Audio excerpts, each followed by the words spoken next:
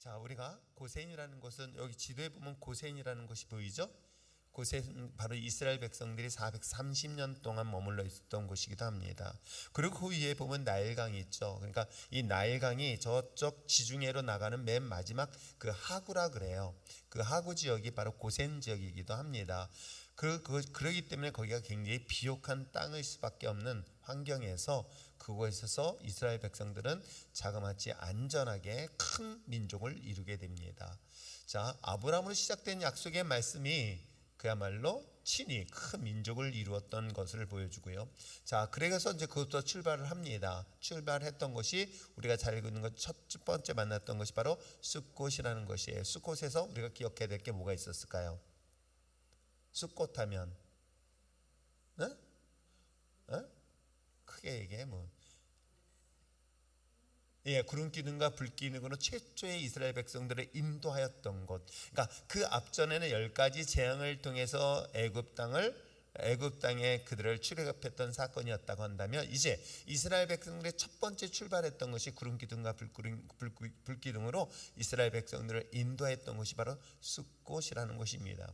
자, 숫꽃을 지나서 어디를 지나갑니까? 예, 홍해 바다를 건너가게 돼요. 왜냐하면 숫꽃에서 우리가 잘 알고 있는 것처럼 가나안으로 갈 수가 없었던 것은 그 안에 뭐가 있었다? 바로 아말렉이 있었기 때문에 그들과의 전쟁을 치르기에는 너무 약하여서 그쪽으로 지나가지 않냐고 바로 밑으로 내려서 홍해 바다를 건너게 됐던 사건. 뭐 홍해 바다는 너무나 잘 알고 있는 사건이기도 하죠. 자, 그들이 홍해 바다를 건너서 애굽의 바로의 군사들을 단 한 번도 보지 못하게 만들었다. 뭐 그렇게 얘기가 나오고 있습니다. 그거 가지고 우리가 성경을 보면서 그럼 바로도 죽었을까 안 죽었을까 막 한참 제가 그 얘기를 해줬거든요. 바로는, 그러니까 우리가 생각할 때 바로는 안 가고 백성들만, 군인들만 따라간 것 같지만은 사실 바로도 사실은 같이 따라가요. 그래서 그 안에 있을까 없을까 성경은 기록되지는 않았지만 아무튼 좌우지간 그런 것들을 혼자서 성경을 보면서 상상을 해봤습니다. 자, 홍해 바다를 건너고 났더니 첫 번째 만난 게 바로 뭐 문제였어요? 물 문제였던 거예요. 그래서 물 문제를 뭐예요? 마라와 엘림이라는 곳에서 그들에게 물을 공급받았던 사건을 경험하게 되어지죠. 자, 거기를 지나고 났더니 어디를 만나요? 예, 신라면을 만나게 되죠. 예, 신광야를 만나면서 처음에 어떤 걸 경험하죠? 예, 그래서부터 식량의 문제, 하나는 물 문제, 이제 식량의 문제를, 먹고 사는 문제가 이제 여기서부터 해결되어지는 거예요.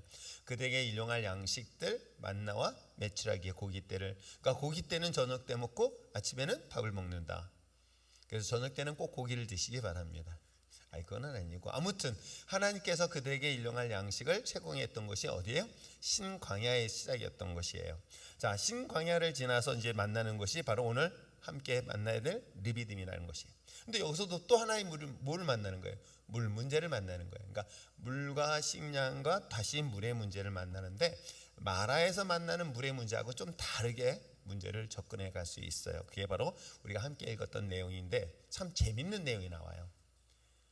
그러니까 여기서는 이제 백성이 하나님을 시험하는 아주 독특한 표현이 나와요. 저는 여러분 이거 읽으면 여러분 어때요? 제가 여러분들을 데려가는데 막 은혜 받았어. 좀 전까지 은혜 받고 막 그랬다가 좀 있으면 힘들다고 또 투덜대면서 시험 들고 뭐 상처받았다 하면서 저를 욕하면 쟤는 어떨 것 같아요? 순장들 하면 순장들 어때? 권사님들. 아니, 순원들 기껏하게 했더니 좀 전까지 은혜 받았다고 막 그래요. 한영미가 막 그랬더니 좀 있으니까 삐져가지고 뭐 해요. 어떻게 해야 될까요? 현지자매 어떻게 해야 돼? 머리를 확 다 뽑아버리고 싶을 때가 많고요. 콧구멍 쑤시고 싶다는 얘기가 그때 나오는 거예요. 자, 그런데도 할 수 없고, 자, 한번 봅시다.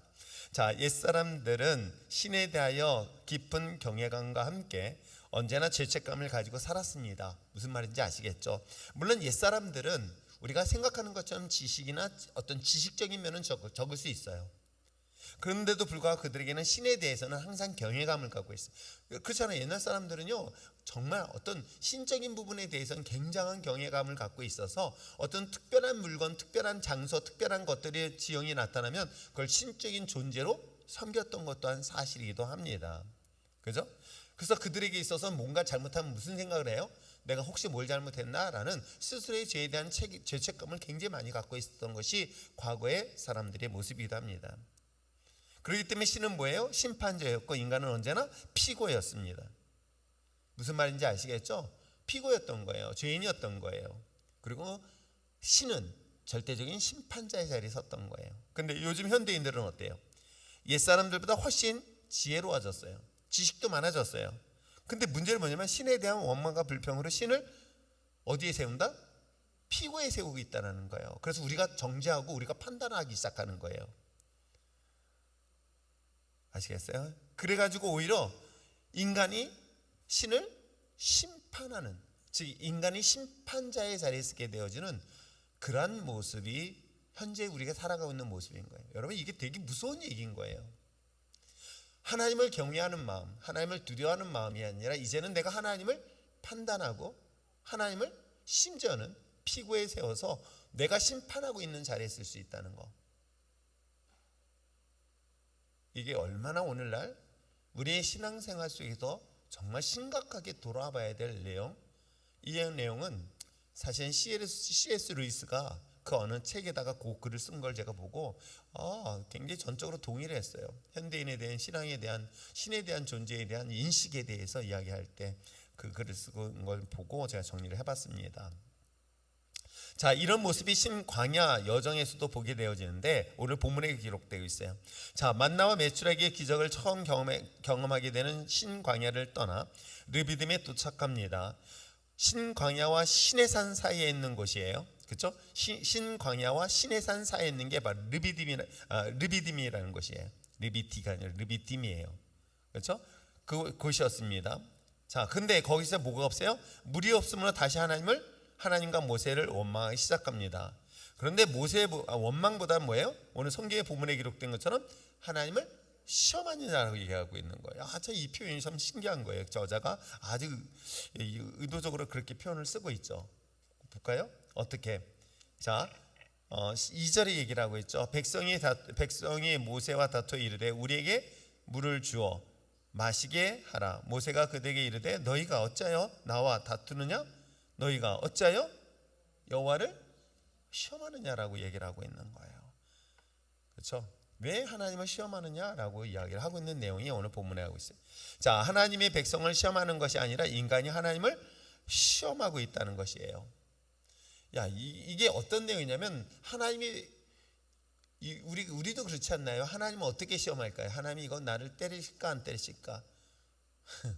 하나님이 나를 혼내실까 안 혼내실까? 이 경계선에 가지고 가끔 하는 사람들을 제가 종종 보거든요. 그래서 제가 그땐 기도 세게 해가지고 한 번만 때리세요라고 얘기하려고 했더니 또 무서워가지고 거기까지 또 안 가고 여기까지 딱 들어와 있다가, 그럴 땐 진짜 한번 미리 때려줬으면 참 좋겠다는 생각도 들 때가 좀 있습니다. 아무튼 자, 왜 애굽에서 이곳까지 인도하여 목말라 죽게 하느냐는 백성들의 원망에 모세는 여호와께 부르짖어 기도하기를 돌에 맞아 죽게 되었다는 내용의 기도였습니다. 그러니까 여기서 지도자가 해야 될 일들이 여기서 이야기하고 있어요. 자, 백성들이 원망을 합니다. 원망에 대해서 지도자는 그 백성에게 그에게 대적하기보다는 그 원망을 어떻게 해요? 억울함을 하나님 앞에 하소연하는 장면이 보여져요. 이거는 우리의 신앙 원리도 똑같아요. 여러분들이 누군가요 억울한 일이 있고 저기 하면요, 제발 전화해가지고 똑같이 따지거나 제발 그러지 마세요. 제발 그러지 마세요. 차라리 그것을 누구한테 해라? 하나님 앞에 하세요. 아세요? 그게 정말 지혜로운 방법이에요. 내가 가서 억울하다고 자기가 풀어봐봐요. 여러분, 그건 진짜 아까 얘기했지만 하나님의 영역에 도전하는 것과 똑같아요. 제가 목회하면서 참 그런 일들을 경험하게 되면 억울한 일 막 그런 일을 그랬을 때 저도 변명은 아니라고 얘기하고 싶을 때가 사실은 있거든요. 근데 참 성경을 어떻게 보면 그때마다 하나님이 내게 요구하시는 것은 그들에게 뭔가를 얘기하지 마라. 차라리 나한테 하나님 앞에 원망하라. 하나님 앞에 불평도 하고 하나님 왜 하면서 누가 목사들 이런 식으로 해서 하나님 앞에 한참 하소연하고 원망하다 보면 어느 순간인가 내 마음이 진정되는 걸 느껴요. 그리고 또 나중에는 하나님이 위로하시는 경험을 해요. 특이하게 위로를 하세요. 아시겠어요? 그러니까 내가 굳이 하지 않아도 하나님이 하실 수 있도록 제발 좀 했으면 좋겠어요. 제가 이 자리에 앉아 있으면요, 여러분들이 누가 얘기해서 막 했던 거 다 듣거든요. 제발 그러지 마세요. 성경을 왜 봅니까? 모세처럼 여러분이 억울한 일 당했으면, 여러분이 정말 억울한 일 당했으면 그거 가지고 따지려고 하지 마세요. 지금 모세는 얼마나 생각해보세요. 모세 입장에서 지금 누가 인도했어요? 모세가 인도했어요? 잘못 착각하지 마세요. 모세가 인도한 거 아니에요? 구름 기둥과 불 기둥이 인도하고 있어요. 그 앞에 서서 모세가 그냥 백성들 앞에 지도자로 세워진 것 뿐이에요. 그렇죠? 그런데 물이 없다고 누구를 원망해? 이 모세를 또 원망하네? 라고 하고 있는 거예요. 그래서 지금 뭐라고 얘기하고 있어요? 곧 돌에 맞아 죽을 지경에 이르는 것을 누구한테 얘기하고 있어요? 하나님 앞에 하고 있는 장면. 아시겠어요? 그러니까 여러분 스스로가 억울한 일 당하고요, 정말 슬픈 일 당하고요, 모욕적인 일 당하면요, 여러분 똑같이 보복하려 하지 마세요. 그건 아끼세요.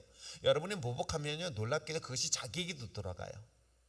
오히려 그럴 땐 그 사람을 축복해버리고요, 하나님 앞에 원망을 해버리세요. 그렇죠? 이 사람은 에이 복 받아라 하고 하나님 앞에 원망하는 거예요. 그런데 그 복 나한테 달라고 하면서 하나님 앞에 떠들으세요. 괜찮아요. 하나님은 다 아세요. 아세요? 하나님 앞에 위선을 떨 필요 없어요. 하나님 앞에 뭐 거룩한 할 필요 없어요. 하나님 앞에는 그냥 아버지 앞에 내가 하고 싶은 얘기를 다 해도요. 저는 그래서 시편이 정말 좋은 건 그거예요. 시편은 하나님 앞에 고백하고 있는 내용인데 어때요? 그게 다윗이 고백인 거예요. 하나님 마음에 합한지 그 고백을 보면은 잘 보세요. 막 분노가 얼마나 크게 달했는지 몰라요. 막 저들을 그냥 내버려 두겠냐 막 욕하고 있는 거예요. 욕하고 있는 거예요. 누구한테? 하나님 앞에 삿대질하고 있는 거예요. 그러더니 어느 순간인가 그것이 바뀌어져요. 찬양으로. 아시겠어요? 지금 모세가 그 모습을 보이고 있는 거예요. 자, 어이렇건 간에 자 이제 하나님 앞에 기도했습니다. 내가 돌에 맞아 죽게 되었다는 내용의 기도를 합니다. 이에 여호와께서 뭐예요? 장로들을 데리고 어디로 가요? 자, 호렙산에 있는 반석에로 가요. 그리고 네 손에 들어있던 이 지팡이가 너 어딜 쳤던 거예요? 어딜 쳤다고 그래요? 예? 어딜 쳤다고? 나일강을 쳤던 거. 나일강을 쳐가지고 강을 피바다로 만들었던 이야기를 하고 있는 거예요. 그 나일강을 쳤던 그 지팡이, 똑같은 지팡이에 홍해바다를 근데 홍해바다는 치지 않았어요. 아세요? 나일강을 쳤어요. 그렇기 때문에 이 표현을 쓰고 있는 거예요. 그 나일강을 쳤던 그 지팡이를 들고 어떻게 해요? 그곳에 장로들을 데리고 나와서 반석을 치라 했더니 뭐예요? 거기서 물이 나왔으며 그곳의 이름을 뭐에? 마사 또는 무리바라 불리게 되었습니다. 자, 여기서 우리가 볼 수 있는 건 마라의 쓴물에는 가까이 단물로 바꿀 수 있는 나뭇가지가 준비되어 있고 더 나아가서 엘림이라는 큰 오아시스가 예비되어져 있어요. 그렇죠? 그런데 르비딤에서는 물 자체가 아예 없는 반석이에요. 그러니까 반석밖에 없는 거예요. 그러니까 여기서는 철저하게 무인 거예요. 그러니까 마라와 엘림의 경우에서는 어찌 보면 그 주변에 있는 작은 것 하나 가지고 도구 삼아서 변화가 되어졌고요. 그리고 더 나가서 하나님께서 예비하신 그 풍성함으로 예비하신 것이 바로 마라의 쓴물과 엘림이라는 곳이었어요. 그런데 르비딤은 어떻게 해요? 물 자체가 없는 무 상태에서 출발하고 있는 거예요. 무의 상태에서의 하나님의 기적을 말하고 있는 거예요. 똑같은 물의 형태예요. 물. 근데 물을 하나는 변화시켰어요. 더 풍요롭게 했어요. 그런데 여기는 아무것도 없어요. 아무것도 없는 것을 유하게 만든 사건을 오늘 르비딤에서 일어난 사건으로 보여주고 있는 거예요. 여러분, 이 사건은 나중에 제가 세 가지로 정리를 해봤어요. 여러분들 이제 이것들을 이제 이 본문을 정리하면서 제가 요 프린트를 주는 거는 여러분들도 성경을 이렇게 보시면 참 좋아요. 성경을 전체적으로 해석을 했어요. 그러면서 여기서 질문을 던져봐요. 왜 이 본문을 통해서 무엇을 얘기하고 싶을까? 이 본문을 통해서 어떤 이야기를 하고 싶을까를 여러분, 이건 제가 정리한 거니까 이게 정답은 아니고요. 여러분 또 다른 방법으로 정의를 내릴 수가 있어요. 그런데 어떻게 정의를 내렸을까? 무엇을? 저는 마라에서는 그 나뭇가지를 던졌어요. 꺾어서 던졌습니다. 그래서 물을 변화시켰어요. 그렇잖아요. 내 주변에 가까운 무엇인가를 통해서 하나님의 놀라운 변화를 일으켰습니다. 그것이 어떻게 보면 우리 인생을 살아가면서 또 내가 별 볼 일 없이 생각했던 주변에 있는 것들을 통해서 하나님의 내 인생을 바꿔주는 사례들이 종종 있는데 이 르비딤에서는 전혀 다른 문제인 거예요. 어떻게 해요? 반석을 쳐서 깨트려서 그곳에서 생수가 나오는 것들을 상상해 봤어요. 자기가 깨진 게 아니에요. 그렇죠? 그래서 그 본문을 이렇게 접근에 들어가서 어떻게 했냐면 희생의 깨어짐을 통해 하나님이 예비하신 생명수라는 것을 알려주시기 위한 거예요. 한번 읽어볼까요? 시작. 하나님은 모세에게 나일강을 치던 지팡이를 통해 반석을 치라고 명령하셨습니다.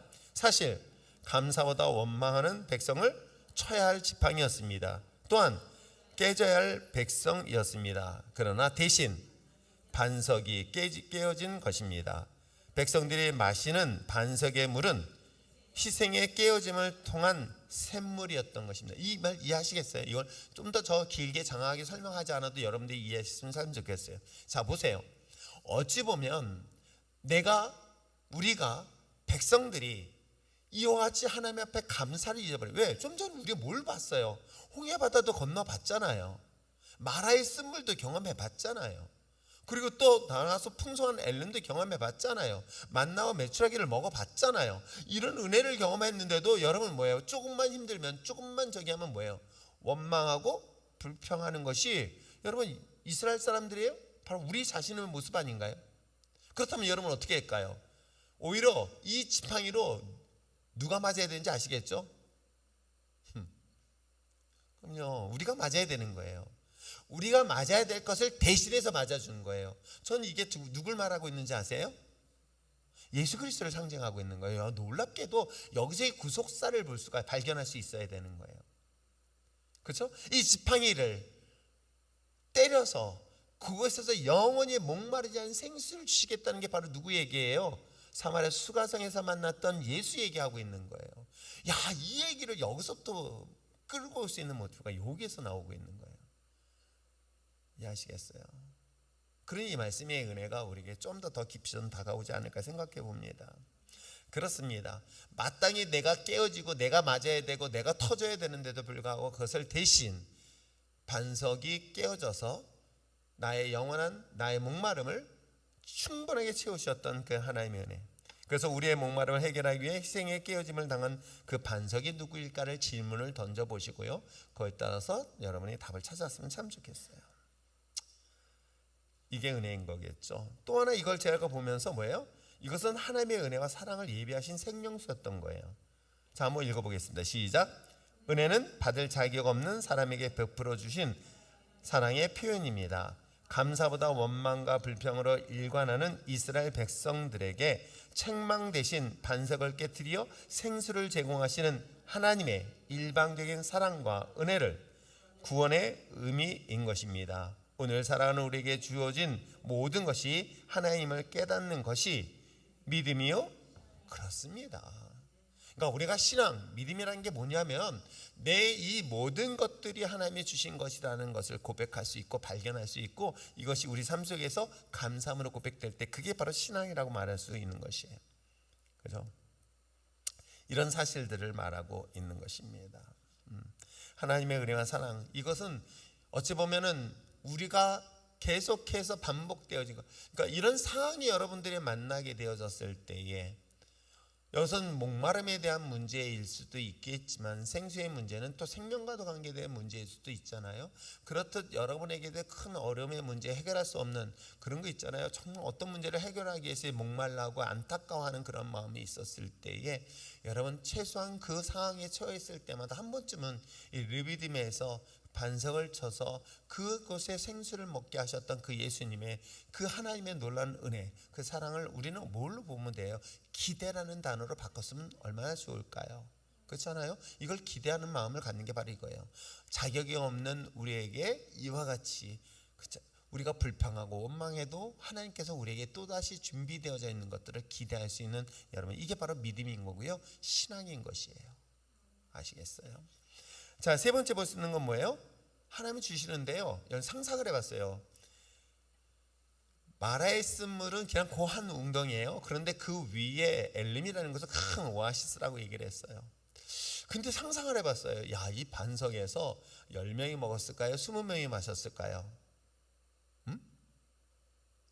장정이 60만 명이에요.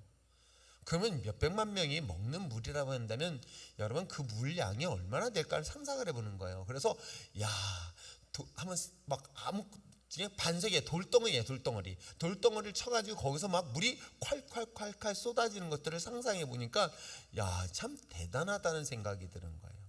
그렇죠? 바로 이 얘기를 하고 있는 거예요. 차고 넘치도록 풍성하게 예비하시는 바로 생명수였던 것을 볼 수 있어요. 그러니까 우리가 그냥 잠깐 목말라는 걸 해결해 준 정도의 그런 분이라는 건 아니라는 걸 얘기하는 거겠죠. 한번 더 읽어보겠습니다. 시작. 목마른 사람에게 한 모금은 너무나 소중한 꼭 귀합니다. 그러나 하나님께서 예비하신 것은 목마름을 해결하기 위한 한 모금이 아닙니다. 르비딤에서 제공하신 물은 풍성한 샘물이었습니다. 르비딤 일대를 모두 적시는 강수의 물이 된 것입니다. 하나님의 은혜와 축복은 겨우 정도가 아니라 풍성함을 넉넉히 채우시는 삶을 누리기를 원하십니다. 무슨 얘기인지 아시겠죠? 아까 어느 한 자매가 이러이러한 문제 때문에 이걸 원합니다 라고 기도했었을 때 그건 충분히 할 수 있을 테니까 제가 기도하면서 그러면 서원을 하는 것이 참 좋을 것 같아요 라고 했더니 어떤 서원? 그럼 서원은 본인이 하나님 앞에 기도하시면서 선택하십시오 라고 얘기를 해줬는데, 여러분 하나님께서 우리에게 주신 풍성함은요 그냥 째째하게 주시는 분이 아니라는 거예요. 정말 째째하게 주시는 분은 아니에요. 우리에게 주시더라도 더 풍성하게 주시는 그 하나님이신 것 여러분 잊지 마시길 바랍니다. 그렇다면 두 번째, 우리가 정말 사소한 것 작은 것에 감사해야 될 것이 무엇인가를 여러분들 한 번쯤 생각해 보시면서 동시에 그럼에도 불구하고 우리가 한 번쯤 고민해야 될 것이 있어요. 왜 나는 이 풍성함을 누리지 못할까?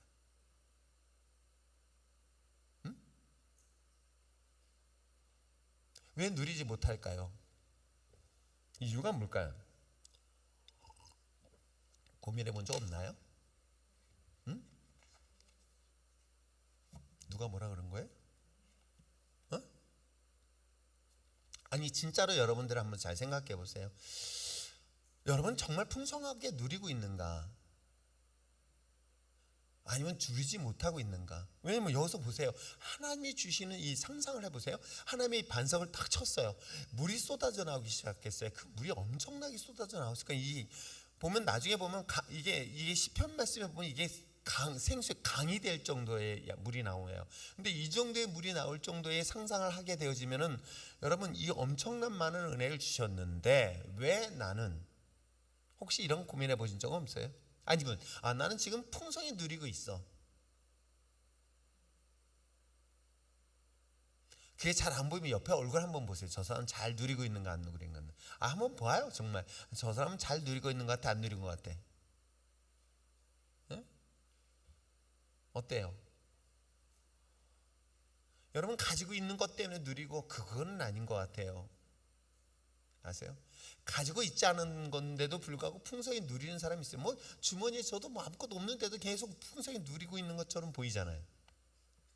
제가 이번에 참 회개하면서 하나님 내가 항상 세 가지 조심해야 되는데 이 늦지막히에 갑자기 무대에 올라가니까 이 무대에 갑자기 이 체질이 왜 거기서 발동이 되는지, 무대 체질이구나 하는 생각 확 들어가지고 회개 무지하게 했어요. 다시는 안 올라가겠습니다 그러는데, 여러분 가만히 있으니까 나도 거기 가가지고 제가 놀고 있더라고요.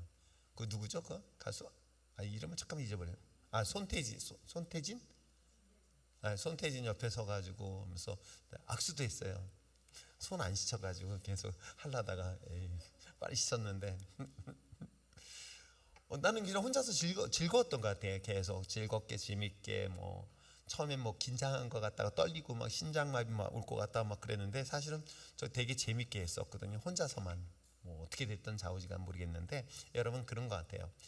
하나님의 은혜 속에서 우리에게 주신 은혜는 그냥 단순히 내가 겨우겨우 정도에 주시는 은혜가 아니라는 거예요. 근데 왜 이렇게 풍성함을 누리지 못하는 이유가 뭐 때문일까요? 하나님이 분명히 풍성하게 주셨어요. 근데도 불구하고 그걸 풍성히 누리지 못하는 이유가 뭐 때문일까요? 아니 혹시 하나님이 풍성하게 들줘서 그런 건 아닐까? 한번 이유를 여러분들이 한번 진지하게 고민하면서 한번 이 질문에 대한 답을 한번 해보세요. 나는 지금 풍성하게 누리고 있어. 난 풍요롭게 누리고 있어. 라고 하는 그런 고백을 할 수 있을까? 아니면은 여전히 나는 뭔가를 하지 못했어 라고 한다면 그 이유, 원인이 뭘까요? 하나님의 풍성하게 안 주셨을까? 아니면 풍성하게 주셨는데 그 풍성함을 자족할 줄 몰라서 그러는 거는 아닐까? 자족이라 그랬더니 여러분 어떤지 아세요? 맨날 그래 오늘 난 짜장면 먹는 게 아니라 라면 먹고 행복해 요걸로 스스로가 스스로를 낮추려고 하는데요, 이건 좀 비참한 것 같아요. 전 자족이라는 단어를 잘못 오해하면 스스로를 낮춰가지고 비하시키는 단어로 사용하는 경우가 종종 있어서 별로 그렇게 좋아하는 단어는 아닌 것 같아요. 그렇잖아요. 진짜 자족이라는 것은 내가 넉넉하게 누리기 때문에 자족할 수 있는 거거든요. 그렇잖아요. 근데 이런 풍성함을 누리지 못한 이유가 뭘까를 한번 진지하게 한번 고민하면서 여러분 질문 던져보세요. 왜냐하면 믿음에서 하나님이 주신 은혜는요, 풍성함이에요. 풍요로움이에요. 적당히 일부 조금 그게 아니란 말이에요. 근데 난 평생을 그렇게 살지 못했다면은 한 번쯤은 내가 신앙생활을 오랫동안 하고 내가 하나님의 자녀라고 한다면 내가 이걸 왜 풍성하게 누리지 못할까를 여러분 답을 찾아야 되지는 않을까요? 아, 이거는 나하고 상관없어 라고 스스로 포기하는 그런 바보 같은 사람 되지 않길 바랍니다. 하나님의 은혜는 여러분 생각하는 것 이상으로 넉넉하게 주시는 분이신데 왜 내게는 그러지 못할까? 그 이유가 뭘까를 한 번쯤은 진지하게 고민하고요, 그 답을 하나님께 묻고 질문을 통해서 답을 얻어보는 건 어떨까요? 그럴 때 저한테 와서 묻지는 마세요. 목사님 이거 저한테는 묻지 마시고 한번 진지하게 물어보세요. 하나님 앞에 왜라고 물어보셔야 되지는 않을까요? 모르겠습니다. 사람들이 이런 질문과 이런 고민을 하라고 해도 안 하는 분들이 있으니까 저는 모르겠는데, 저는 사실 이런 질문을 참 많이 했었어요. 이런 고민을 참 많이 했던 것 같아요. 왜 하나님을 저렇게 잘 믿는 사람들은 왜 이렇게 어렵게 살고 왜 고통스럽게 살고 왜 그렇게 궁핍하게 사는지 그게 이해가 되지 않습니다. 근데 오히려 예수 안 믿고 불의하고 더 악한 사람들, 정말 악하고 악한 사람들은 더 풍요롭게 사는 내 모습에 보면서 과연 하나님이 공평한 하나님일까라는 그런 질문을 저는 어렸을 때부터 많이 했단 말이에요. 여러분, 이런 고민과 질문할 때 하나님은 언젠가 답을 주시는 건 아세요? 여러분, 질문하지 않으면 답을 안 주세요. 하나님이 이걸 깨닫게 해주신단 말이에요. 말씀을 통해 깨닫게 되어지면 비로소 하나님이 주신 이 진리, 이 하나님의 복음의 역사는 결코 우리에게 가난하거나 부족하게 주시는 분이 아니시구나, 넉넉하되 풍요롭게 주시는데 아주 만족할 정도로 준다. 그럼 당연히 행복하지 않을까요? 그러니까 이런 사람들은 어떻게 해요? 세상이 감당할 수 없다고 바울이서 이야기하고 있는 거예요. 세상이 감당할 수 없다는 거예요. 왜? 저렇게 내가 세상의 눈으로 볼 때는 별 볼일 없는데도 저 사람 너무 행복한 거야. 너무 그 속에서 누리고 있는 게 많은 거예요. 그런 그리스도인이 되어지는 건 어떨까요? 그래서 저는 여러분들에게 질문 3가지를 했어요. 우리의 목마름을 해결할 수 있는 그 깨어짐의 반석은 누구이며, 과연 우리가 사소하고 작은 것에 대하여 감사해야 될 것, 지금 감사해야 될 것이 무엇인가를 한번 여러분 정리해 보세요. 사소하게 지나간 것, 스쳐 지나갔던 것, 이게 감사한 줄 몰랐던 것들, 그거 한번 정리를 해보세요. 자, 그러면서 그런데도 내가 풍요함을 누리지 못한 이유가 뭐 때문일까? 하나님이 찌찌하게 주셔서 그런가? 이왕 어차피 주시려면 한 100억짜리 로또 복권 당첨되게 해가지고 한번 대박나게 하시든지 뭐 그런 거 아닌가요? 하나님께서 내게 뭔가를 주시기 위해서 나에게 어떤 문제점이 있는가 한번 찾아본다면요, 오히려요 그 속에서 하나님의 답을 찾게 되어버리는 그 놀라운 풍요로움은 여러분 정말 상상할 수 없는 거예요. 아시겠어요?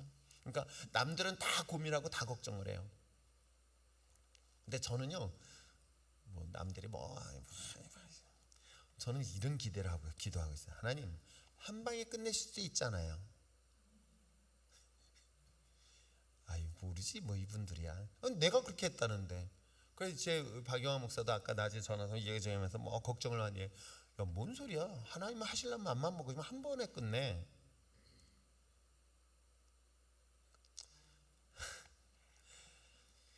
던질 수도 없고 할 수도 없고 진짜. 진짜 하나님 그 정도를 못 믿으세요? 아니요, 하나님 정말 우리가 상상하지. 제가 여러분들 얘기했잖아요. 선한 것 나왔다 안 나온다? 나왔다라고 선포하세요. 그냥 앞으로 계속 나왔어요. 앞으로도 나왔어요 라고 그냥 확정져서 얘기해요. 아세요? 그러니까 여러분들에게 이런 것들을 풍성하게 하나님께서 주신 것을 믿고 선포한다면 제가 항상 그랬잖아요. 믿음이라는 것은 우리에게 진짜 믿음 뭐한다? 염려 근심이 아니라 뭐한다? 기대라는 단어로 바뀐다. 그것은 여러분 물고기 뱃속에 들어갔을 때도 기대하게 되어지고요, 풍랑 속에 있을 때도 기대가 되어지는 것이 진짜 신앙 아닐까요? 그렇죠? 진짜 믿음의 사람인 거예요. 근데 믿음이 없으니까 하나님의 역사, 그러니까 우리가 하나님을 기쁘시게 한다는 그 단어의 의미는 뭐냐면 하나님이 역사하실 수 있는 근거가 뭐냐면 뭐예요? 믿음이라는 거예요. 하나님이 우리 삶 속에 역사를 드러내길 원하세요. 지금도 여전히 하나님이심을 누굴 통해서, 우리를 통해서 드러내길 원해요. 근데 어떻게 드러내야 돼요? 우리가 갖고 있는 믿음의 분량만큼 역사한다는 거예요. 그래서 제가 여러분 사업하는 사람들한테 뭘 키우라? 믿음의 그릇을 키우라고 얘기하는 거예요. 여러분 사업하는 여러분도 마찬가지니까 가진 거 없어도 뭐 그릇은 크게 할 수 있잖아. 이래도 없고 저래도 없다면 믿음은 그릇을 키우란 말이에요.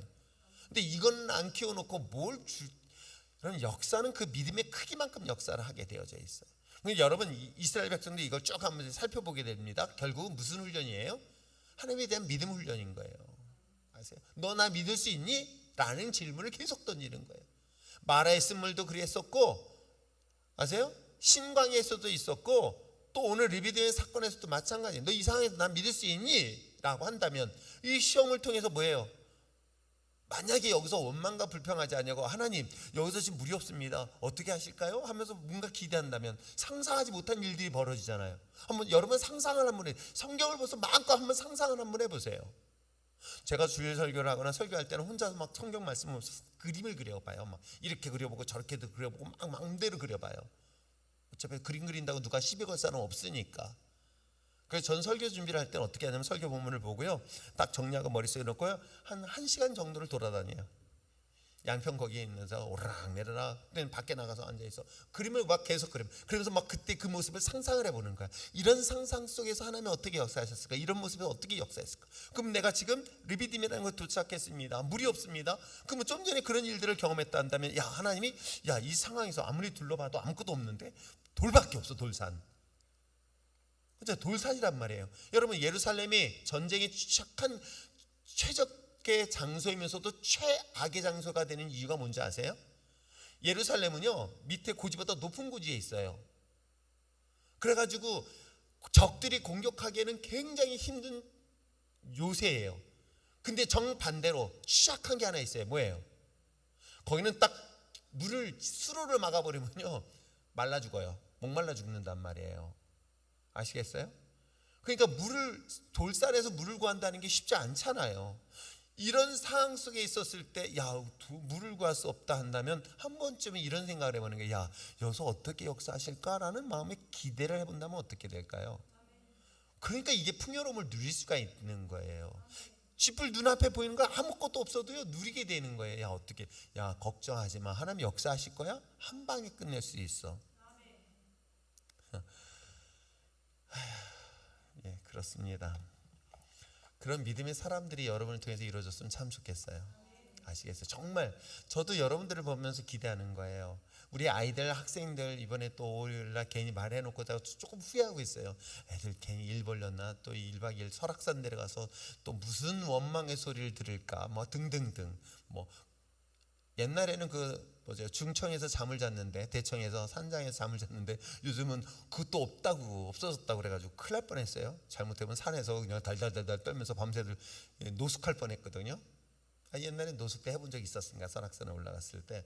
그러니까 전 옛날 생각하고 했다가 큰일 날 뻔했는데, 아무튼 하면서도 내심 걱정되는 거야. 애들 데리고 내가 또 무슨 불만의 소리를 들을까 하는데, 여러분 어떤지 아세요? 제 마음속에는요 우리 아이들은 기대를 갖고 있어요. 부모를 볼 때는 별로 없는데 솔직한 얘기로, 그런데 이 아이들에게 어떻게 역사하실까? 이 아이들은 유럽을 나가고 미국을 나가고 전 세계를 흩어져서 어떤 일들을 할까를 기대를 한단 말이에요. 그랬더니 다스가 지금 독일 가 있잖아요. 그 조그만 게 겁도 많고 내성적이고, 그 아이가 그렇게 담대하게 가서 엊그저께 전화 통화했는데도 뭐 재밌게 잘하고 얼마나 감사한지 몰라요. 아세요? 저는 그런 기대가 오늘 이 본문을 통해서도 우리가 보여주고 있는 것 아닐까요? 이런 기대는 리비딤에서 생수를 경험할 수 있는 것, 풍요로움을 경험할 수 있는 것, 바로 여러분들이 이 사건을 통해서 그런 하나님의 기대를 가지는 여러분들 있으면 참 좋겠습니다. 그러면 어떻게 해요? 풍성함을 분명히 누리게 되어요. 아시겠죠? 자, 그러면 여기서 우리가 교훈을 3가지로 정리해 봤는데, 첫째, 불평만 하는 이스라엘 백성들이 마신 물은 희생의 샘물이었습니다. 우리의 목마름 해결도 주님의 십자가 희생으로 해결되는 것입니다 라는 걸 사실 얘기했고요. 두 번째, 우리가 누리는 모든 것이 자격이 있어서가 아니라 전적인 하나님의 은혜를 잊지 말아야 할 것입니다. 이거 정말 잊지 마셨으면 좋겠어요. 세 번째, 마지막으로는요, 하나님은 하나님의 은혜 속에서 풍성한 삶을 누리기를 원하십니다. 그럼요. 하나님의 자녀들은 풍성함을 누리기를 원하세요. 아시겠어요? 자, 우리 리비딤 첫 번째 사건, 두 번째 사건은 어떤 일이 일어나죠? 최초의 전쟁을 경험한 사건이 나오고요. 그 다음에 이제 지도자들을 조직을 만들어주는 장면들이 나옵니다. 이런 내용들이 쭉 나와 있습니다. 자, 요거를 이제 1번, 2번, 3번에서 리비딤에선 중요한 사건, 그리고 이제 더 중요한 것은 바로 시내산 사건인 거예요. 자, 시내산 사건에서는 십계명이, 그러니까 요까지 여러분 하나님이 다스리는 방법하고 시내산 이후에 다스리는 방법이 또 달라져요. 백성들에게. 아시겠죠? 이것을 보면서 내가 여러분에게 항상 얘기했지만 here and now, 내가 지금 어느 곳에 있는가, 내가 어디에 있느냐에 따라서 기도의 내용도 달라지고요, 내가 살아가는 방법도 사실 달라져요. 그리고 나는 누구인가를 항상 잊지 마시길 바랍니다. 아시겠죠? 자, 출애굽 요거를 이제 이렇게 여정을 지금 하나씩 만들고 있으니까 제발 없애버리지 마시고 잘 모아서 메모하시고 정리하시고 하면서 깊이 묵상해 봤으면 좋겠고요. 이것 말고도 여러분들이 나름대로 또 정리를 하셔도 좋아요. 아시겠죠? 전 이렇게 해서 설교를 정리를 하고 있는 거거든요. 하듯이 여러분들이 이렇게 정리를 해서 성경을 좀 더 깊이 있게 우리 삶에서 어떤 결과물을 가져다 줄 것인가, 요 앞부분은 소위 말해서 석이라고 얘기할 수 있어요. 관찰이라고 얘기를 해줍니다. 그리고 관찰에 대해서 그러면 어쩌라고 하는 것이 바로 이 세 가지 대지, 3대지로 열망하고 있으니까 여러분들도 한 번쯤은 본문을 보면서 깊이 있게 봤으면 참 좋겠어요. 아시겠죠? 목사님이 있으니 이렇게 봐야 된다, 이거 아니에요. 정답 아니에요. 아시겠어요? 요걸 여러분들이 응용해서 여러분들이 살펴보고 했으면 참 좋겠습니다. 기도할까요?